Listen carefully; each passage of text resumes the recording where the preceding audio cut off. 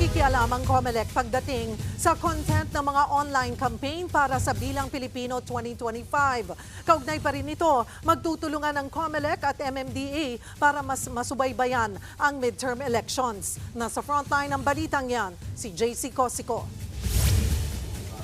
Magsasanib-pwersa ang COMELEC at MMDA para sa Bilang Pilipino 2025. Sa piniramahang Memorandum of Agreement ng dalawang ahensya, bibigyan ng access ang COMELEC sa command center ng MMDA. Pahihiramin din ng COMELEC ng dagdag na manpower at equipment gaya ng body camera para mas masubaybayan ang eleksyon. Natanong din ang COMELEC tungkol sa mga nagkalat ng posters ng mga politiko. Pero sabi ni Chairman Garcia, hindi pa nila pwedeng pigilan ang pagkakabit ng mga yan. Sa January 2025 pa raw kasi ang election period. Doon lang din daw papasok ang mandato nila. Nagpaalala naman ng MMDA na aalisin nila ang mga poster na ikakabit sa anumang property ng ahensya. May multa ring 5,000 piso sa mga lalabag.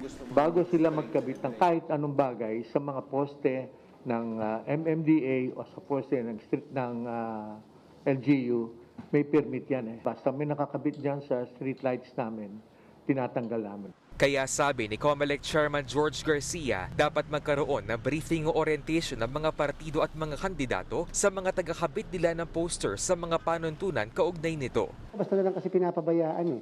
Nilalagay sa ilalim ng LRT, ilalim ng MRT na kabanderitas pa. Iba naman pinapako talaga sa mga puno. Sa pangampanya naman online, hindi raw makikialam ang COMELEC sa mga social media content na ilalabas ng mga kandidato. Paglabag daw kasi ito sa freedom of expression.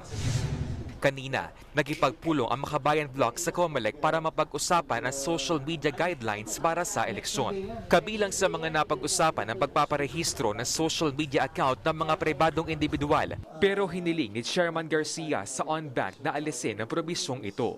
So halimbawa, ang isang individual ay nagustuhan niya yung na-post ng isang kandidato at pagkatapos na-share niya yon, hindi dapat ma-cover yung private individual dahil hindi naman siya ang kandidato at hindi rin naman siya political party. Okay naman na ang kandidato at partido ay magpa-register ng kanilang official accounts because kailangan din yon to monitor yung ad spending.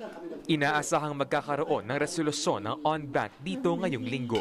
Nagbabalita mula sa frontline, JC Cosico, News 5. Mga kapatid, Cheryl Cosim po, huwag maging huli at maging una sa lahat sa balitaan.